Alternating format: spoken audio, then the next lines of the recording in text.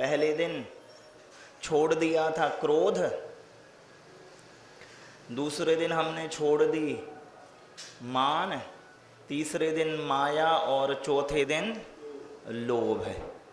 जब इच्छाएं न रहें, क्रोध न रहे, मान न रहे और माया न रहे, तो भीतर जो रहा वही सत्य था और भीतर मैं रहा। होना मेरा होनापन रहा शेष, तो वो सत्य हो गया। सत सत हो गया, सत हो गया, सत्ता हो गया, सत्य हो गया।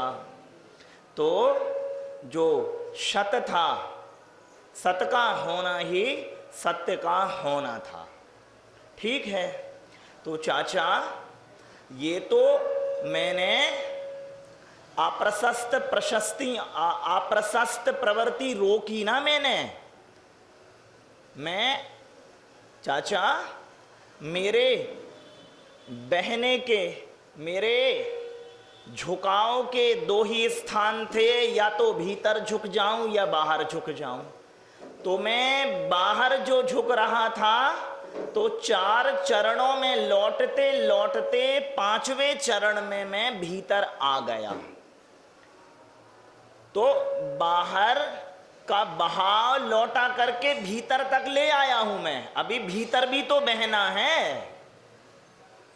अब आपने देखा कि नहीं देखा चाचा? 4 चरण हैं बाहर से लौटने के, मध्य का चरण है 5वां, और अंदर बहने के कितने चरण हैं? 4। ब्रह्मचर्य चरण नहीं है, ब्रह्मचर्य उपलब्धि है। तो 4 चरण अब संयम, तप, त्याग और आकिंचन, इन 4 चरणों पे मैं अब अंदर बहूंगा। और आखिरी जो ब्रह्मचर्य चरण है उसमें बहना नहीं है, वो तो उपलब्धि है। ब्रह्मचर्य ईश्वरीय व्यवहार, ब्रह्म की ब्रह्म में चर्या होनी है और अब ब्रह्म की चर्या होनी है। तो आज है चाचा संक्रमण बिंदु, मध्य बिंदु है आज। नहीं, कल मध्य बिंदु था, आज तो मध्य बिंदु के बाद बहाव का पहला चरण है। ठीक है कि नहीं है? तो अपनी दिशा में लौटने का, मेरे घर लौटने का जो पहला चरण है वो है जो आगे के क्रोध, जो उत्तम, क्षमा, मार्दव, आर्जव और साउच, ये मेरे घर से दूर जाने के वो चरण थे जिनमें मैं दूर जा रहा था। तो अब लौट आया घर से, लेकिन अब घर में भी तो प्रवृत्ति करनी है कि नहीं करनी है? तो घर में प्रवृत्ति जो होगी वो 4 चरणों पे होगी, संयम, तप, त्याग और अकिंचन। तो आज कौन सा चरण है? संयम। ठीक है ना? अब चाचा, ओ चाचा, कल हो गया जो सत्य, सत्य में स्थिति हो गई थी मेरी, और आज क्या है? संयम, सत्य में यम, प्रवृत्ति होनी है। अब ठहराओ। कल तो सत्य में स्थिति हो गई थी, मैंने सत्ता की स्वीकार, हाँ मैं सत्ता हूं और मैंने स्वीकार कर लिया। लेकिन सत्ता हूं तो अब सत्ता में ठहराव भी तो बनेगा कि नहीं बनेगा? सत्ता में मुझे रुकना है कि नहीं रुकना है? सत्ता से बंधाव जोड़ना है कि नहीं जुड़ना है? तो आज सत प्लस यम है। यम के 2 अर्थ होते हैं, और आपने देखा होगा यम और नियम वाले भी। तो यम का अर्थ होता है, हमारा साहब, हाँ, बंध जाना किस, और जीवन पर्यंत के लिए, आज जीवन। धर्मेंद्र जी, जिससे ऐसा जुड़ाव अब जिससे लौटना शेष ना हो, वो है संयम। यम अब सनातन, इसीलिए हमने मृत्यु को यम कहा कि भैया इससे लौटना अब शेष नहीं है। और मृत्यु के देवता को यमराज कि आप हर चीज से अंडू कर सकते हैं सिवाय मौत से। ठीक है चाचा कि नहीं? तेल खत्म सो खेल खत्म। क्या दीदी? तेल खत्म सो खेल खत्म। तो आज जो है यम की स्थिति है, सत यम, कि कैसे मैं संयम अपने अस्तित्व में ठहराव बनाऊं और सनातन के लिए हमेशा हमेशा के लिए ठहरा रहूं मैं। ठीक है, तो उसकी दो स्थितियां बन जाती हैं। एक तो प्राणी संयम बन जाते हैं और दूसरे इंद्रिय संयम बन जाते हैं। पहले हैं कौन से? प्राणी संयम। तो चाचा पहले मैं प्राणी संयम रखूं, उसके पहले मैं नया शब्द चुनता हूं, प्राण संयम ज्यादा जरूरी है, फिर प्राणी संयम जरूरी है। क्या शिल्पा दीदी तुम ना प्राण संयम नहीं रखती हो।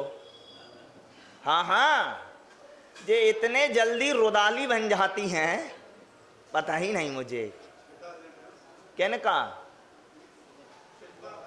हाँ, तो भूखे आदमी को गुस्सा आना चाहिए, रोना नहीं। और इनको गुस्सा नहीं आता है, क्या आता है? रोना आता है। तो शिल्पा दीदी या जो भी माँ लोग बैठी हुई हैं, प्राणी संयम, दूसरे जीवों की हम रक्षा करें संयम के माध्यम से, उसके पहले जरूरी है कि मैं अपनी रक्षा करूं। क्या बाबूजी? दूसरे की रक्षा के लिए अनिवार्य शर्त है कि उनके रक्षा के लिए मैं रहूं, तो मैं होऊंगा तभी तो रक्षा करूंगा ना। लेकिन मां, मैं अपने प्राण सबसे पहले खोने को तैयार बैठा हूं संसार के लिए। मां सबसे पहले, और कल शाम को कही थी, बच्चे भी इतने शातिर हैं, वे पूछने लगते हैं मम्मी एक बात तो कहो। हाँ क्या? अगर एक पुल पे एक तरफ हम लटक गए हैं और एक तरफ पिताजी, तो तुम दोनों में से पहले किसे बचाओगी? और पुल टूट रहा है, तो मां भी इतना बेवकूफी का जवाब देगी, वो कहेगी पापा को बचाएंगे, या कोई मां कहेंगी बच्चों को, अरे पुल टूट रहा है तो भाई सबसे पहले खुद को बचा। क्या है चाचा? अरे 3 जिंदगियां हैं, तो कम से कम वे 2 बचे न बचे, एक तो बच ही सकती है कि नहीं बच सकती है, और वो खुद की। चाचा इसलिए अक्सर आपने पढ़ा होगा अखबारों में कि डूबते हुए को बचाने, डूब रहा था एक, बचाने गए 400 भी चारों मरे। और हो सकता है वो जो डूब रहा था वो बच गया हो। मैंने सुना एक मां, सवेरे अखबार में खबर छपी कि रेल से कट के 100 आदमी मर गए, नहीं 99 मरे। कितने मर गए? 99 मर गए। एक संपादक और रिपोर्टर पहुंचा उससे मिलने, जो बच गया था, कि भैया बड़ी बुद्धिमत्ता आपने अपनाई जो आप बच गए, लेकिन बचे कैसे? वो कह रहा बचे और कटे कैसे? जो लोग कट गए वो कैसे कट गए, और तुम बच गए तो कैसे बच गए? वो कह रहा यूं हुआ कि हम सब सरदार थे, हम सब सरदार थे जो हम मारे गए और बचे अभी। तो अनाउंसमेंट हुआ प्लेटफॉर्म पे कि फलाने नंबर की जो ट्रेन है वो प्लेटफॉर्म नंबर 1 पे आ रही है, और सब खड़े थे प्लेटफॉर्म पे। तो जैसे ही सुना कि ट्रेन प्लेटफॉर्म पे आ रही है तो वे उतर के पटरी पे चले गए। तो वो कह रहे इतनी मूर्खताई अपनाई उन लोगों ने, अरे समझे ही नहीं। आप ही उन 100 में एक 99 जो मर गए और तुम बच गए, तुम ही समझदार रहे 100वें नंबर के। तो तुम कैसे अपनी समझदारी से बच गए? नहीं नहीं, मैं तो मरने गया था। अब मैं तो प्लेटफॉर्म पे खड़ा था, अब मैं तो पटरी पे खड़ा था। जब इनने कहा कि ट्रेन प्लेटफॉर्म पे आ रही है तो मैं वहां से उतर के इधर आ गया जहां आनी थी। तो समझ रही माँ कि नहीं समझ रही? शिल्पा दीदी, बिन्ना जी नई बिन्ना आई है, कहाँ से आई है? तो बिटिया दीदी समझ रही ना कि प्राणी संयम के लिए जरूरी है कि पहले खुद में प्राण टिके रहें, और हम इस ढंग से जीते हैं मां कि प्राणी संयम हो ना हो, प्राणी बचे ना बचे, प्राण तो जरूर मर जाएं भीतर। क्यों? कैसे? क्या अभी तो बताया, पुल टूट रहा है तो मां सोचेगी कि पति बचा लूं या बच्चे बचा लूं। भाई जब टूट ही रहा है तो खुद को बचा। या तो 3 मरेंगे मां, और समझदारी ये है कि 3 को खोने से अच्छा है कि 2 खोए जाएं। ठीक है कि नहीं? और तुम ठीक से समझ नहीं पा रही हो, अगर भाई तुम मर गई मां और पति बच गया या बच्चे बच गए, कोई बच गया तुम में से दोनों, तो उनमें इतना भी इंद्रिय संयम नहीं है कि तुम्हारी 13वीं भी ना हो पाएगी, और वे दूसरी ढूंढने लगेंगे। क्या चाचा? एक मरती हुई पत्नी पति से कहती है कि मुझे पता तो है कि तुम रुकने वाले तो हो नहीं, तो कितने दिन बाद ब्याह करोगे दूसरा मेरे मरने के बाद? तो वो बड़ा भोलेपन से कहता है कि भाई तू जानती तो है खर्चा बहुत होता है, तो सोचता हूं कि तीसरे 13वीं के दावत में ही अब दोबारा कौन मेहमान बुलाएंगे? 13वीं को तो जुटेंगे ही लोग कि नहीं जुटेंगे बताओ? तो यदि तुम इस भरोसे में अपने को खो के, अपने प्राण को दांव पे लगा के दूसरे प्राणियों को बचा भी लो तो वे बच गए और तुम मर गई, तो इंद्रिय संयम देखो, आप प्राणी संयम करने गए थे और प्राणी संयम नहीं हो पाया, ना इंद्रिय संयम हुआ।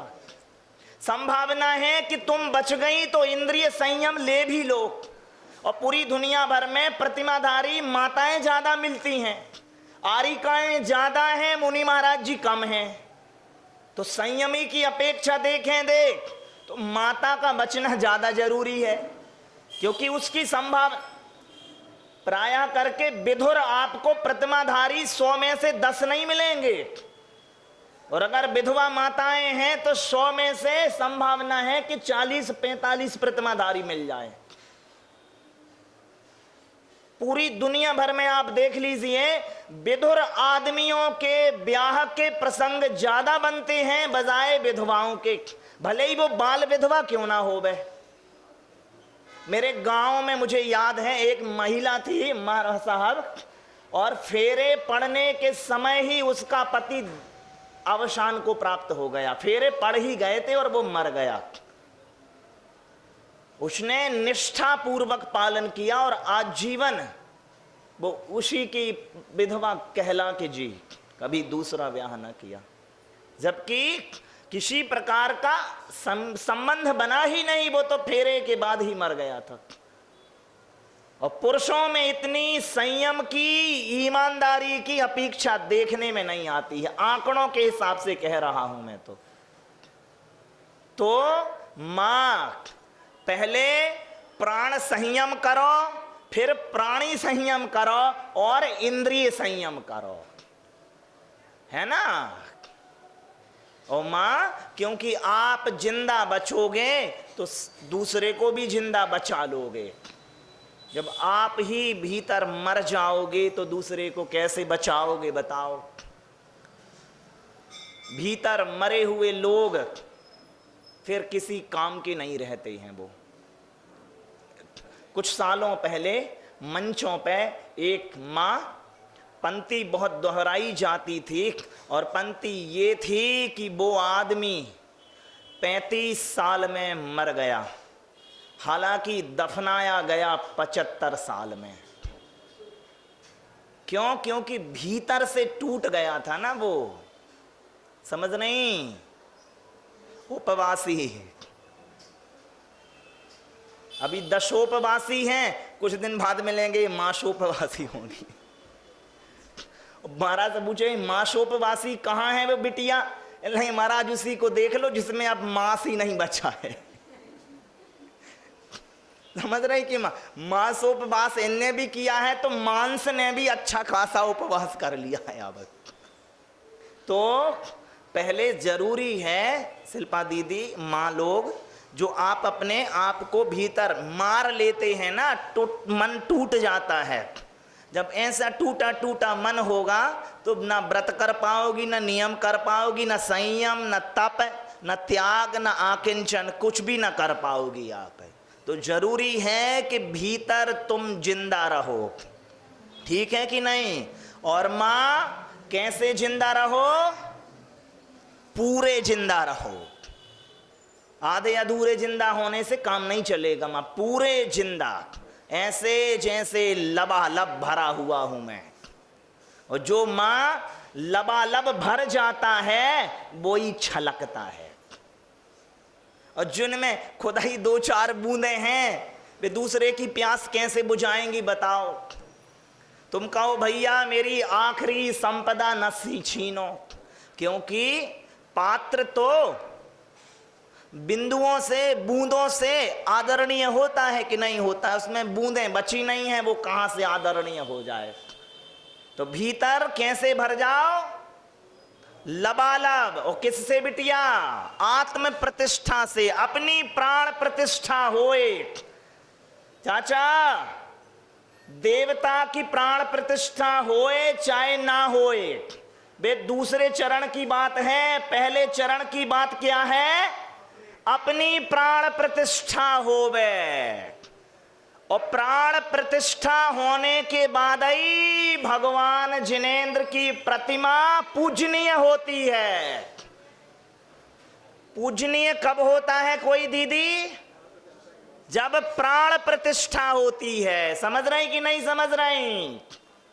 तो पहले अपनी प्राण प्रतिष्ठा करो, बाद में दूसरों की प्राण प्रतिष्ठा करते रहना, प्राणी संयम के माध्यम से और इंद्रिय संयम। मुनि महाराज जी अपनी प्राण प्रतिष्ठा की है तो फिर पिछी लेकर के दूसरे जीवों की भी प्राण प्रतिष्ठा कर रहे हैं। और जिसने अपनी प्राण प्रतिष्ठा नहीं की वो दूसरे की प्राण प्रतिष्ठा तो कभी करने से रहा नहीं। बोलिए पूज्य मंगलानंद मंगल सागर जी मुनि महाराज की जय। आदरणीय